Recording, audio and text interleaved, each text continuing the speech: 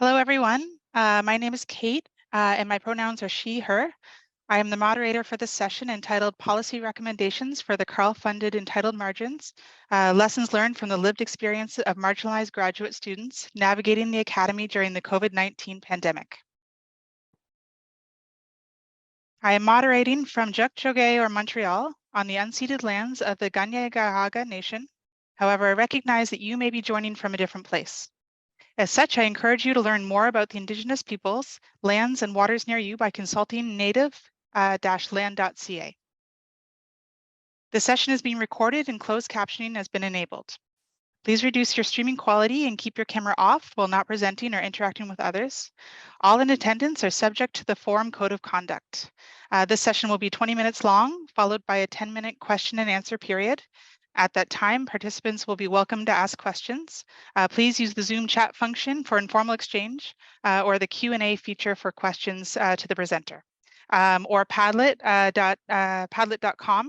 for anonymous questions during the presentation, and we'll post that link in the chat. If you experience technical difficulties during the session, please send me a direct message via Zoom chat or via email to lib-forum@concordia.ca, and I'll share that in the chat as well. I'm just going to stop sharing my screen. Okay, and I'm going to hand it over to Cecile. Hi, everyone. Thanks for joining our session today. I'm just going to share my slides, but they've already also been posted in the chat if you want to follow along on your own computer.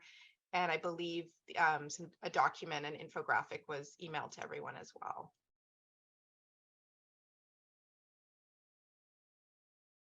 Okay, hopefully everyone can see my screen. So thanks everyone for joining today. For our session, Results and Recommendations, Marginalized Graduate Students Navigating the Academy During the COVID-19 Pandemic. I want to introduce the members of my research team who are here today and some who are not. I'm joined by my colleague Lisa Levesque from Toronto Metropolitan University, where I also work, Aditi Gupta from the University of Victoria, and not present are Maha Kumaran, our PI from the University of Saskatchewan, and our research assistant, Darcia Roache, also from the University of Saskatchewan. So this was our research team. And the purpose of our project was to understand how marginalized graduate students at 3 post-secondary institutions adapted to the COVID-19 pandemic, particularly with respect to their research activities. Given the length of time that we have, we are really just focusing on the results and recommendations. And we've created a research brief infographic that you should have access to in the slides, as well as from the organizers of the conference. And this provides a bit more detail as to our process, our methods. So if you're really interested in learning more background about the project, we'd encourage you to take a look at the infographic, or we're happy to take any questions about that as well in the chat. And I'm going to hand it over to Lisa, who will be taking us through results. Fantastic. Thank you, Cecile. So on the next slide, we have a picture of the 5 themes that we identified as a result of our coding and our analysis work. So this is included on the infographic as well. And I'm going to be doing sort of a highlights, high-level summary. But if there's any one of these sub-themes that you're interested in, please ask us questions at the end. Happy to speak more to that later on. But for now, I'll take you through the 5 major themes. So the first one on the next slide, which we identified, is that of adaptations.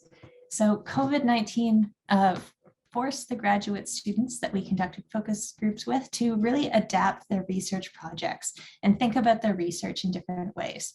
So they might have started out thinking that they're going to do one type of work. So interview individuals in long-term care homes or do land-based research. And because of lockdowns and restrictions early in the pandemic, that wasn't really possible. So they described it as being a negative, but there were positives that emerged in terms of new research questions that did come up. They also talked about adaptations that they had to make to fight distraction and fatigue, which were really serious issues for our participants. So they said they had to be creative and flexible and come up with all kinds of different tactics. So some people would use their hands, for instance, to do knitting or something tactile while they're in a Zoom meeting. One participant even talked about moving to different rooms in their home in order to sort of trick their brain to thinking that they're in a new location, right? So all kinds of really interesting tactics that they came up with. And they also mentioned it was harder for some people than others, right? People have different living situations. And one participant who was neurodivergent mentioned it was really hard to be in sort of a state of continual change. On the next slide, we have a quotation from a student where they just said adaptation was the key, right? This is very important to them. All right, the next theme I want to talk about are the challenges that participants identified. So a major one was communication. They felt like it was really hard to get information from the university. When they did get it, it would be different information in different places. It would be abrupt, unclear, and really difficult to find on our websites. Students also talked about these structural issues that they saw sort of emerging as a result of COVID-19. And we had one really great critique by a student with a disability who said access to the physical library has always been a challenge for them. So on the next slide, in this quotation, they're referring to able-bodied students complaining about not being able to go to the library. And they're like, oh, wow, whoa, imagine not being able to physically go in and grab a book. And I'm like, yeah, a bunch of people have been feeling like that this whole entire time, right? So referring to students who've always had these access issues, and COVID-19 just revealed that. Another challenge that students identified related to funding.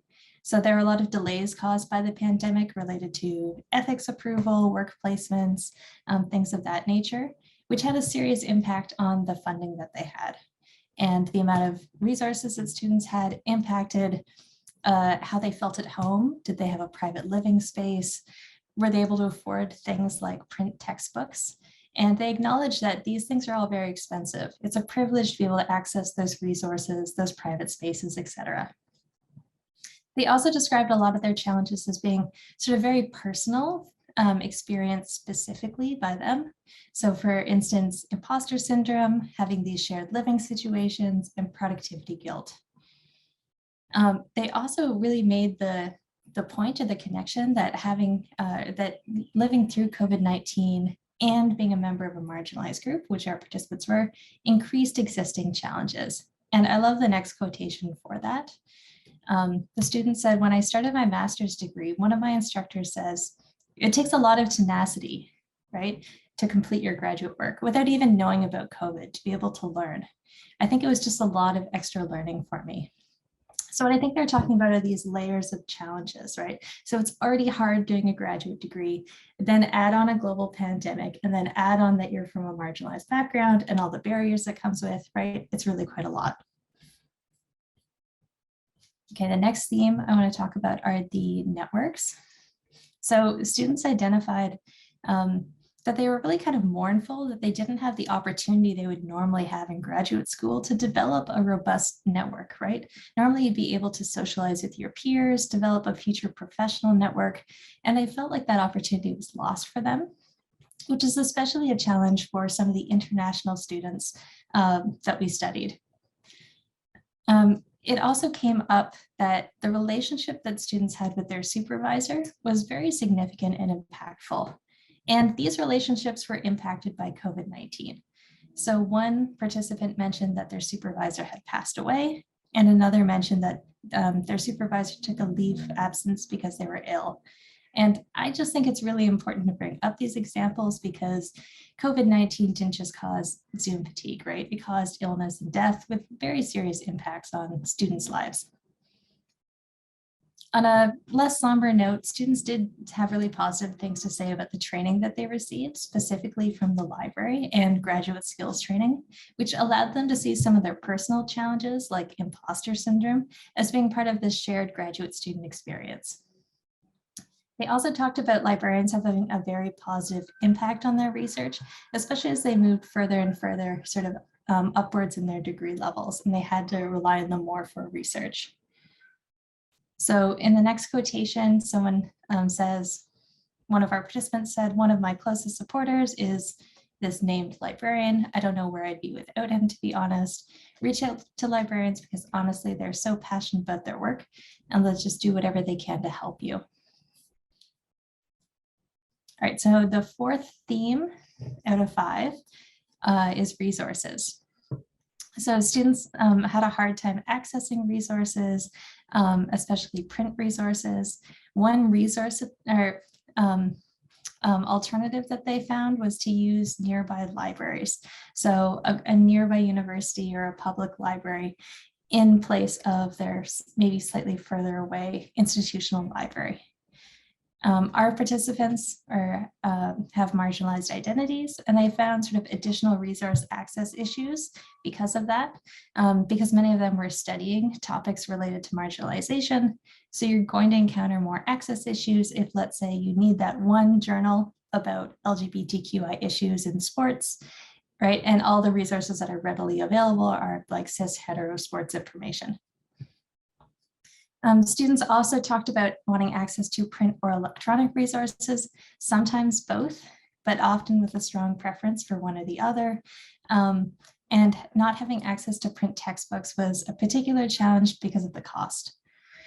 Students also weren't able to access labs or software. They tried different workarounds, some of which ended up being very frustrating for them. And then they had lots of very positive things to say about pandemic implemented services. So those would be things like scanning services or print pickup that our libraries implemented during the pandemic. They called these life changers. And they expressed a lot of frustration when these services were being reduced as we moved into a different phase of the pandemic. So in the next quotation, the student said, I think the library has actually done a really great job of pivoting and offering those services online. And I'm honestly hoping that now that things are sort of shifting back, that they don't stop all of that, because I think it has a lot of benefits. We heard that numerous times from students. All right, and the final theme is that of space. So students missed the physical library, which they described as being sort of neutral. They found it helpful to have a library that had a study space, but was also in proximity to other things like reference services, collections, or group study. They talked about really missing the library, but they mentioned they were still, afraid of contagion, of going back and getting COVID potentially. By contrast, working at home was described as sometimes being isolating, full of distractions, and you might be around family members or other housemates who don't always understand what graduate work entails. So final quotation from me, one student said, I really appreciate having a space to work at the library where I could just buckle down and focus on doing my work for a few set hours in a day, rather than being at home with these distractions.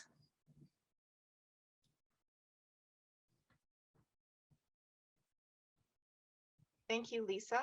I'm now going to talk about some of the recommendations that we're advocating for once we had a look at the results, some of what we thought libraries should focus on considering for their future work.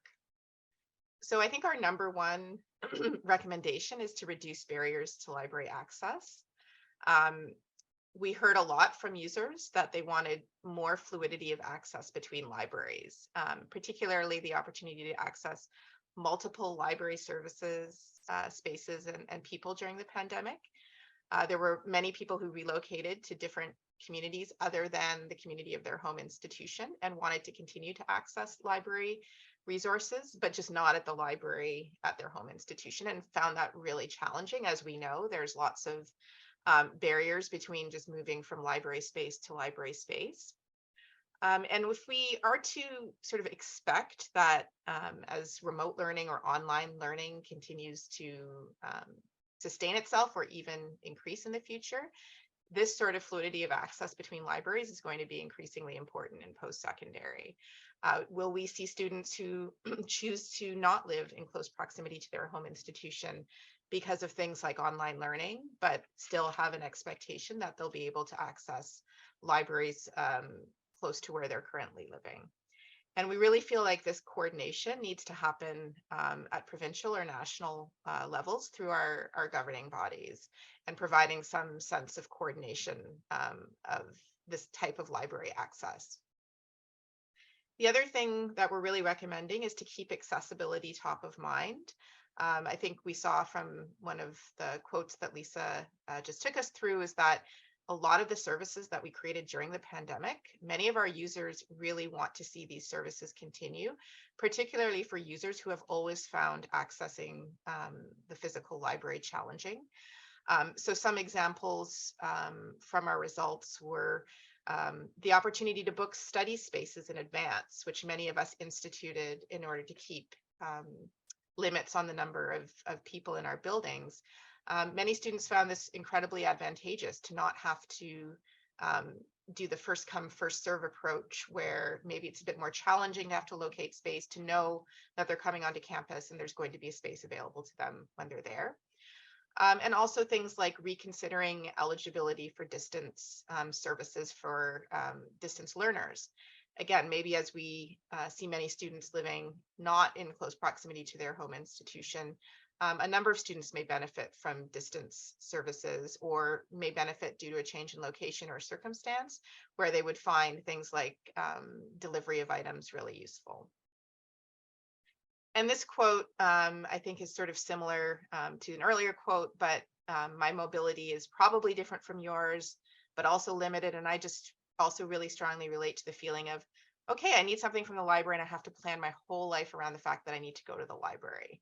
And so that sense of a barrier of access, and how many of these services actually help people who have always found the library, accessing the physical library, challenging. So our next recommendation is to better promote technology tools for e-resource access. And these could be things like tools that enhance online browsing of items, or mapping of collections, prioritizing digitization efforts, particularly for collections that might be widely used but are only available in print.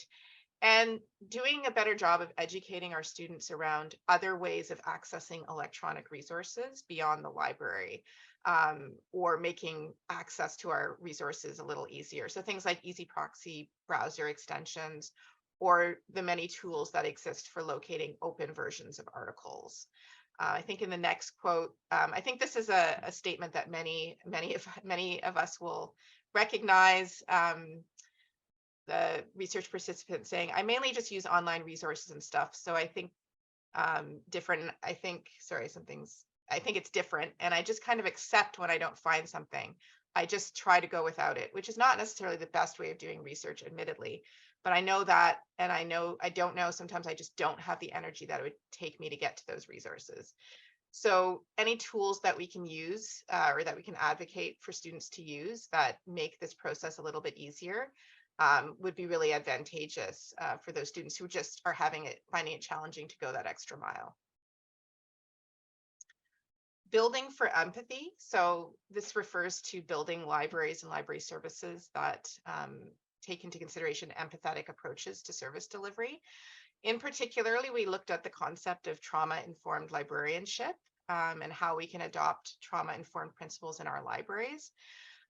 This could be through things like professional development opportunities for library staff to understand how trauma affects our students, and how that can be better considered when we're developing programs and services.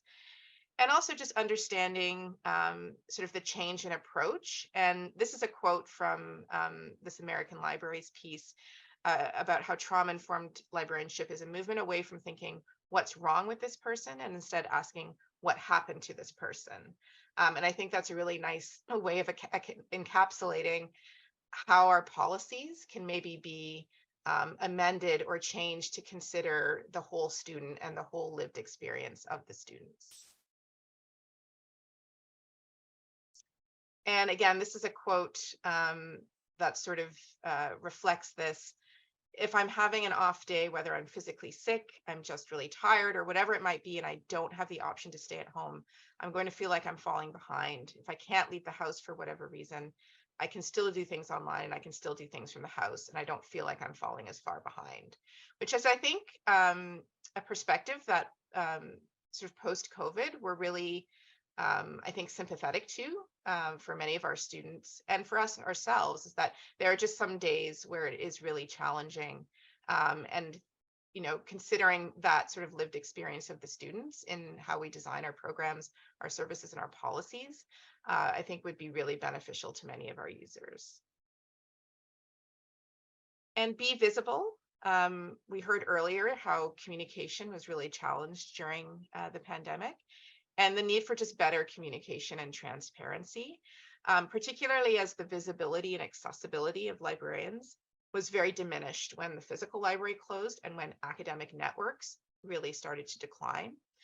And I think one of the things that we heard very clearly from the results is that relying on users to be proactive and reach out to a librarian is, for some people, a barrier that they're just not going to be able to overcome very easily. And how the impact of silos impacted the student experience negatively, how there was sort of disjointed communication between different university departments and the library, and the need to have proactive communication with users early on enough in their career is really important.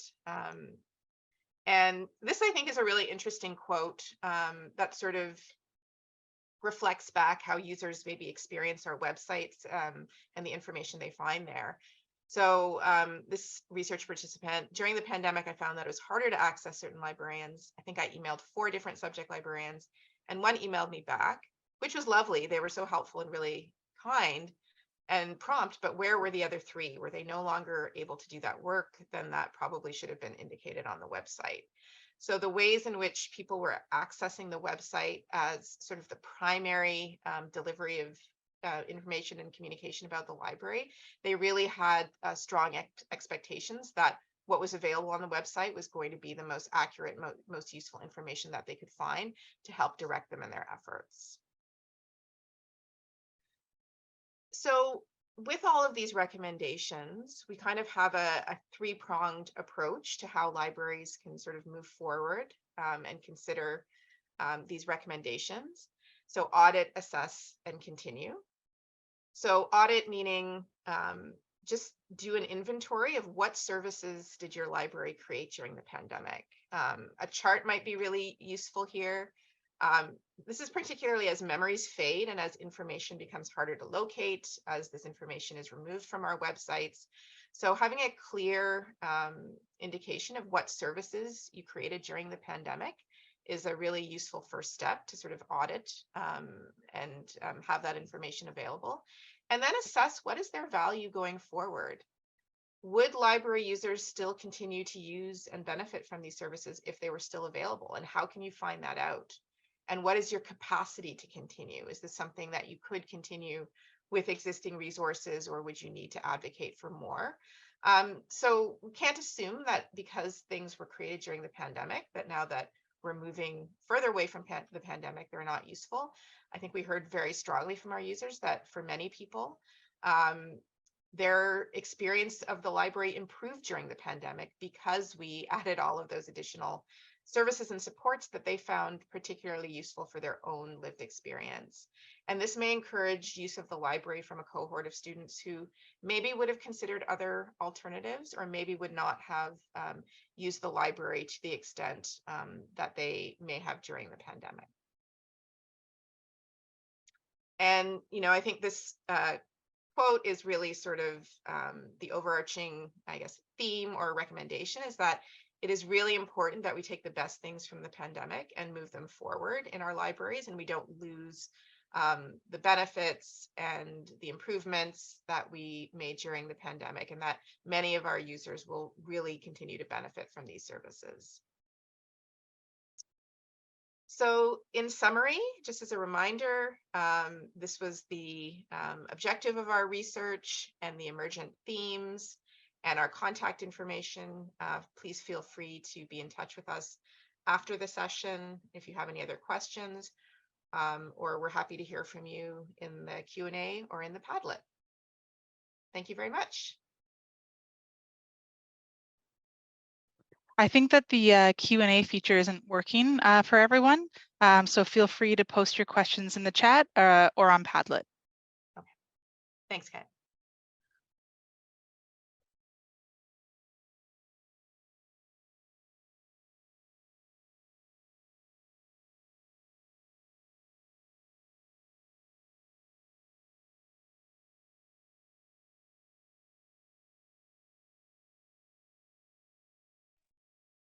Yeah, we'd really love to hear your questions, so please don't be shy.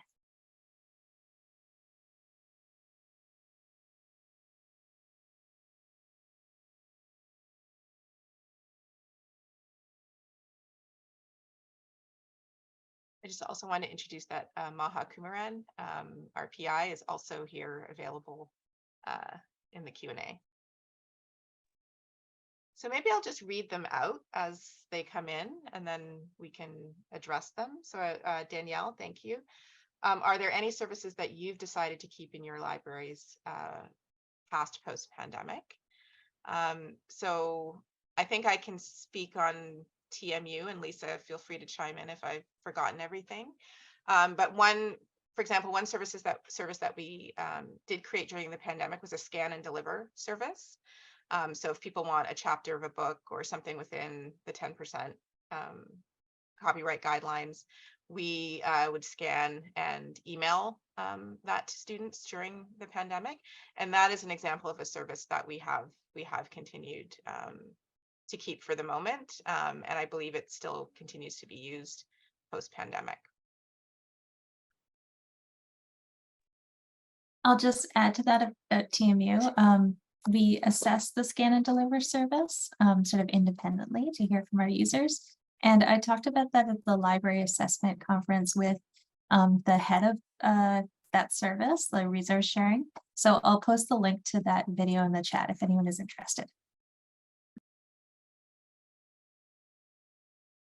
And Maha and Aditi, I don't know if you want to share anything from your local situations that you've kept, or I think I have exactly the same thing with the services. I think we at UVic had a scan and delivery service for faculty prior to the pandemic, and we've retained that for our students as well, in fact. We had it prior to the pandemic as well, and we have retained it as well. all right. John, thank you very much for this great presentation. Could you talk a little bit about the methods you used in the research questionnaire interviews? And I guess a follow-up, how many students were you in contact with? I don't know who wants to take this. Maybe I could start a bit. And feel free to add in.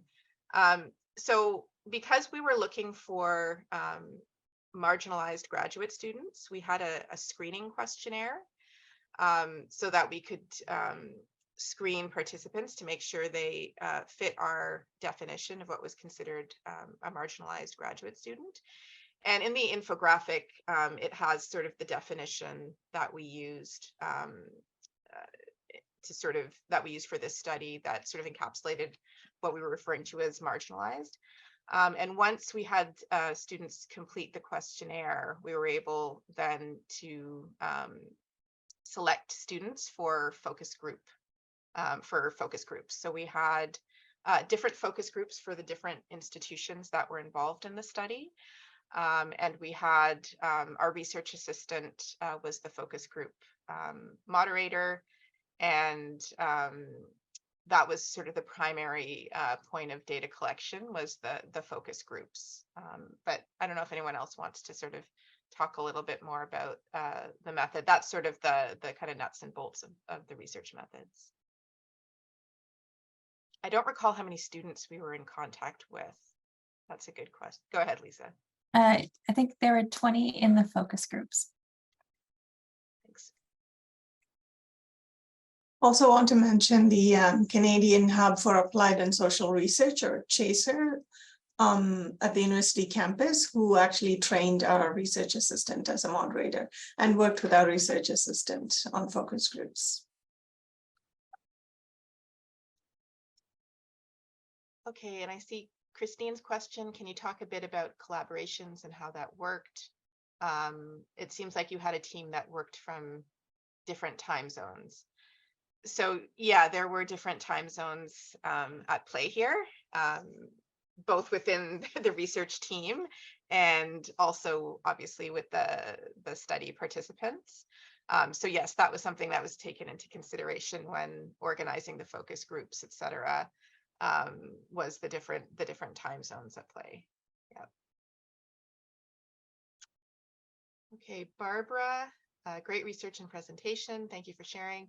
In terms of revising standard library policies, did you identify specific ones that students saw as barriers? Yeah, I think there were a couple. And I'll touch maybe back on the one that I think I mentioned during the presentation, and things that, I think wouldn't ordinarily have leapt to mind as policies that created barriers. But for example, one that stands out to me is that a student mentioned about how the first come, first serve approach to finding study space, because of their mobility challenges and issues, they found that actually a real barrier to accessing study space, to have to sort of roam around on different floors and sort of try and locate a spare desk. They really liked the bookable study space that allowed them to know, okay, I'm showing up at this time and I've got this study space for this amount of time. And it sort of takes away that anxiety or that challenge of having to locate a study space, which I think is a really important one to hear, because it's not one I think that I would immediately have thought about as a barrier, but I can certainly see from their perspective how that could be challenging on an ongoing basis. I don't know if anyone else can think of anything else that leaps to mind. I can add, it's not so much a policy, but there were positive comments about extended loan periods, including for some materials like technology, where that maybe would normally have a shorter loan period. Yeah, very positive comments about that because of the difficulty of travel. Just want to go back to the question about the method. I don't know if it was method or methodology that was asked, but we used phenomenological approach for the qualitative research, and the phenomenon that people were undergoing here was the COVID-19 phenomenon. So that was the approach.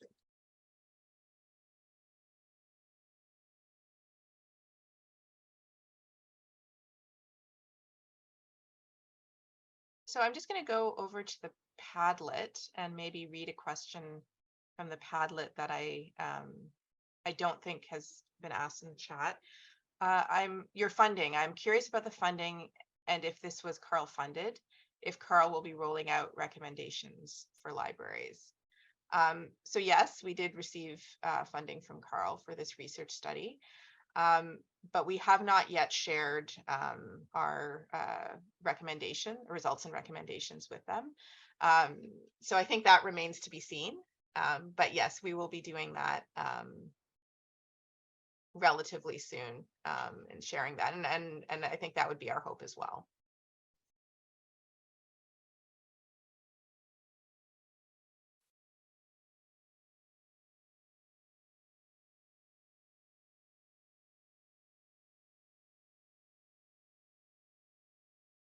Are there any other questions?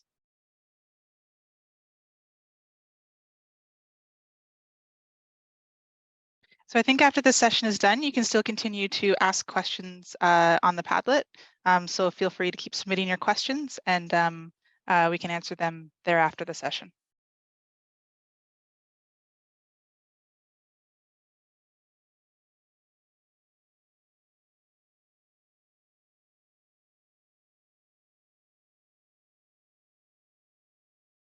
Well, if this is the end of the presentation, I'm not sure. I just want to say thank you to everyone who joined us today for asking questions. I hope you take a look at some of our materials after the session.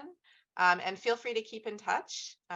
You have our contact information, or you can ask questions through the Padlet, and we'd be certainly happy to hear from anyone who'd like to be in touch. So thank you. Thank you so much, everyone.